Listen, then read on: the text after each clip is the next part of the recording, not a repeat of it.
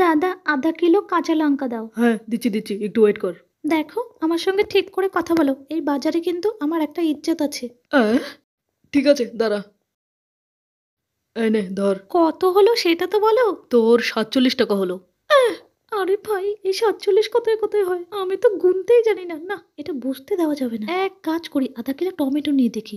হ্যাঁ হ্যাঁ দাদা, আধা কিলো টমেটোও দিয়ে দাও। এই নে আধা কিলো টমেটো। এবার কত হলো? তোর 78 টাকা হয়েছে। আমার পোড়া কপাল, এবার এই 78 কোথায় কোথায় হয়। এক কাজ করি, একটা খরবুজা নিয়ে দেখি কত হয়। দাদা একটা খরবুজাও দিয়ে দাও। কি রে তুই বারবার বলছিস, একবারে বলতে পারিস না? খরবুজা দিয়েছি, নে ধর।